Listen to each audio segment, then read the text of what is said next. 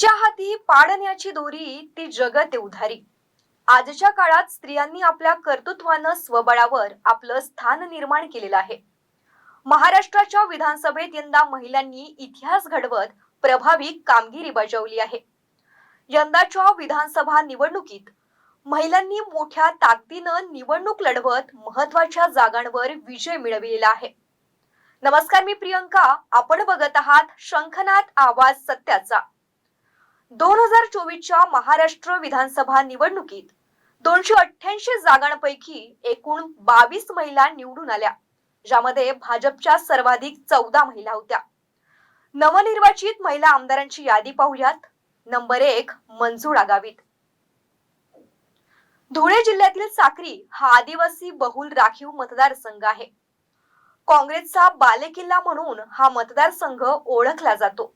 मात्र साक्री विधानसभा मतदारसंघात 2019च्या निवडणुकीत अपक्ष उमेदवार मंजुळा गावित यांनी बाजी मारली होती। यंदाच्या निवडणुकीत या मतदारसंघात तिरंगी लढत बघायला मिळाली। महायुतीतून शिवसेना शिंदे गटातून मंजुळा गावित, महाविकास आघाडीकडून काँग्रेसचे उमेदवार प्रवीण चौरे आणि भाजपमधून बंडखोरी केलेले मोहन सूर्यवंशी यांच्यात तिरंगी लढत होती। त्यात मंजुळा गावित यांनी बाजी मारलेली आहे। नंबर 2, श्वेता महाले। चिखली विधानसभा मतदारसंघातून या विजयी झालेल्या आहेत। हा मतदारसंघ बुलढाणा लोकसभा मतदारसंघाचा भाग आहे। श्वेता महाले या 41 वर्षाच्या आहेत। नंबर 3, सई डहाके। वाशिम जिल्ह्यातील कारंजा मतदारसंघात निवडणूक लढविली होती। यंदा जोरदार लढत दिसून आली। भाजपनं या मतदारसंघात सई डहाके तर शरद पवारांच्या राष्ट्रवादी ज्ञायक पाटणी आणि वंचित बहुजन आघाडीकडनं सुनील धाबेकर यांना उमेदवारी देण्यात आली होती। मात्र अखेरीत शरद पवारांच्या उमेदवाराचा पराभव झाला असून पुन्हा एकदा या मतदारसंघात भाजपचाच विजय झाला आहे। नंबर 4, सुलभा खोडके। अमरावती मतदारसंघातून काँग्रेसचा हात सोडत अजित पवार गटात सामील झालेल्या सुलभा खोडके 5496 मतांनी विजयी झालेले आहेत। महाराष्ट्राच्या विदर्भात असलेला अमरावती मतदारसंघ विधानसभा निवडणुकीत महत्त्वाचा मतदारसंघ आहे। शहरी आणि ग्रामीण मतदारांच्या मिश्रणासाठी ओळखल्या जाणाऱ्या या मतदारसंघात पारंपरिकपणे जोरदार राजकीय स्पर्धा बघायला मिळाली। नंबर 5, श्रीजया चव्हाण। भोकर विधानसभा मतदारसंघ हा काँग्रेसचा बालेकिल्ला आणि चव्हाण कुटुंबियांचा पारंपरिक गड मानला जातो। आतापर्यंत झालेल्या निवडणुकीत येथून काँग्रेस उमेदवारांचाच विजय झालेला आहे। भाजपनं अनेक वेळा कमळ फुलवण्याचा प्रयत्न केला, मात्र त्यांना यश आलं नव्हतं। अखेर चव्हाण कुटुंबियांच्या तिसऱ्या पिढीनं म्हणजेच श्रीजया चव्हाण यांच्या रूपानं भाजपनं भोकर मतदारसंघावर झेंडा रोवला आहे। नंबर 6, संजना जाधव। रावसाहेब दानवे यांची लेक संजना जाधव या निवडणुकीच्या रिंगणात होत्या। विशेष म्हणजे ती आपल्या पतीच्या विरोधात ही निवडणूक लढवत होती। यासोबतच प्रबळ दावेदार उदयसिंह राजपूत हे देखील रिंगणात होते। उदयसिंह राजपूत हे उद्धव ठाकरे यांच्या पक्षाकडून निवडणूक लढवत होते, तर दुसरीकडे संजना जाधव यांनी शिंदे गटाकडून निवडणूक लढविली। पती हर्षवर्धन जाधव यांच्या विरोधात संजना जाधव यांनी ही निवडणूक लढविली होती आणि त्या विजयी झाल्यात। नंबर 7, अनुराधा चव्हाण। अनुराधा चव्हाण यांच्या रूपानं फुलंब्री मतदारसंघात पहिल्यांदा भाजपने महिला उमेदवार दिल्यानं या निवडणुकीकडे सगळ्यांचं लक्ष लागलं होतं। महायुती विरुद्ध महाविकास आघाडी अशी थेट लढत झालेल्या या मतदारसंघात भाजपच्या अनुराधा चव्हाण यांनी बाजी मारली। नंबर 8, देवयानी फरांदे। नाशिक मध्य विधानसभा मतदारसंघात चुरशीची लढत बघायला मिळाली। महाविकास आघाडीतर्फे उमेदवार करत असलेले शिवसेना उद्धव बाळासाहेब ठाकरे पक्षाचे उमेदवार वसंत गीते यांच्यासोबत भाजपच्या देवयानी फरांदे यांची लढत होती। यात देवयानी फरांदे यांनी बाजी मारली।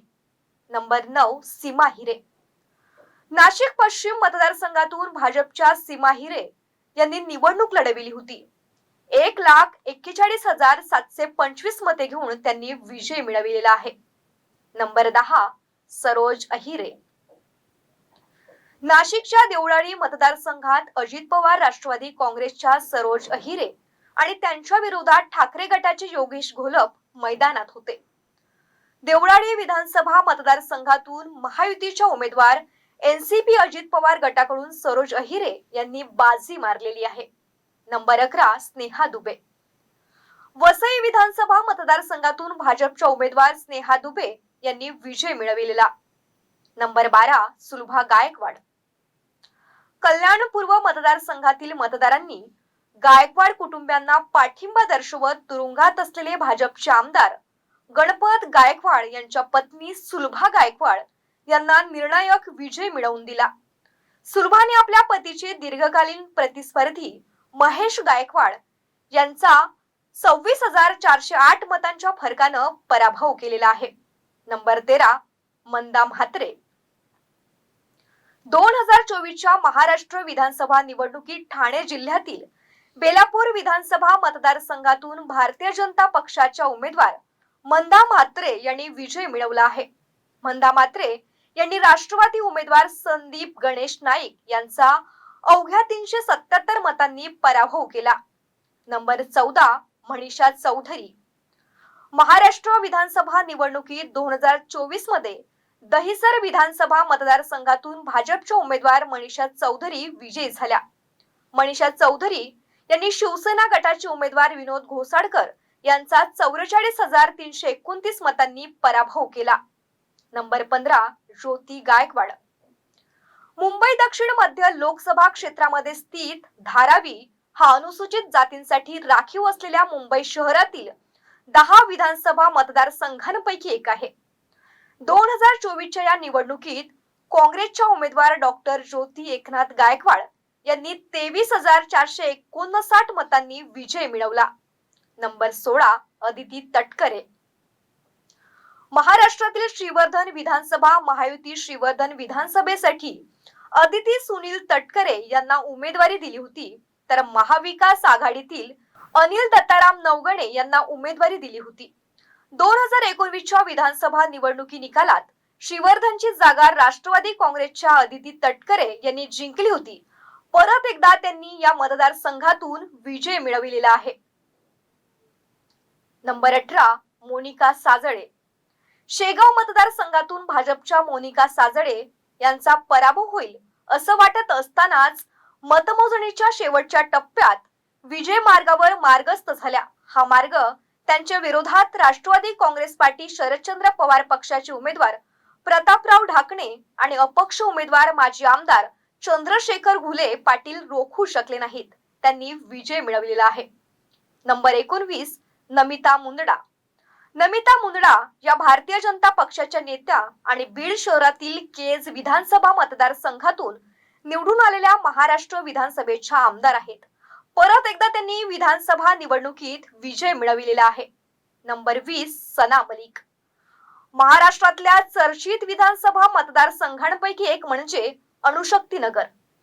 या ठिकाणाहून राष्ट्रवादी काँग्रेस पक्षाकडून सना मलिक यांनी तर शरद पवारांच्या राष्ट्रवादी काँग्रेसकडनं अभिनेत्री स्वरा भास्कर यांचे पती फाज अहमद उभे होते. नवाब मलिक यांची मुलगी सना मलिक हिनं विजय मिळविलेला आहे. नंबर 21 मेघना बोर्डीकर. काँग्रेसचा बालेकिल्ला असलेल्या जिंतूर विधानसभेची जागा भारतीय जनता पक्षानं सलग दुसऱ्यांदा जिंकली आहे. नंबर 22 विद्या ठाकूर. महाराष्ट्रातील गोरेगावमध्ये भाजपनं विजयाची हॅट्रिक साधली आहे. भाजपच्या विद्या ठाकूर यांनी सलग तिसऱ्यांदा ही जागा जिंकली आहे. महिला आमदारांची ही यादी केवळ आकड्यांची मांडणी नसून महाराष्ट्राच्या विकासातील एक नवा अध्याय आहे. त्यांच्या कामगिरीवर संपूर्ण राज्याचं लक्ष आहे. स्त्री म्हणजे शक्ती आणि तिच्या कर्तृत्वाला सीमारेषा नाही. 2019 मध्ये भाजपानं 12 महिला उमेदवारांना संधी दिली होती, तर शिवसेनेनं 9, काँग्रेसने 15 आणि राष्ट्रवादी काँग्रेस पक्षानं 9 महिलांना उमेदवारांना संधी दिली. म्हणजेच मुख्य प्रवाहातील पक्षांनी 45 महिला उमेदवार उभे केले होते. त्यापैकी फक्त 24 महिला उमेदवार जिंकल्या. 288 सदस्यांच्या विधानसभेत फक्त 24 महिला आमदार म्हणजे फक्त 8% महिला आमदार होत्या. तर यावेळी 22 महिला उमेदवार जिंकल्यानं ही टक्केवारी 7% आली आहे. सप्टेंबर 2023 मध्ये राज्यात 33% महिला आरक्षणाचा ठराव पास करण्यात आला. पुढची जनगणना झाल्यानंतर 33% आरक्षणाचं बिल अंमलात येणार आहे. तेव्हा सभागृहात 288 पैकी 96 महिला आमदार असणं अपेक्षित असेल. त्यामुळे सभागृहात महिला प्रतिनिधींचा आवाज वाढवण्याकरिता आता 2029च्या निवडणुकीची प्रतीक्षा करावी लागणार आहे. आता वेळ झाली इथेच थांबण्याची. पुन्हा भेटूयात एका नवीन विषयासह. तोवर नमस्कार.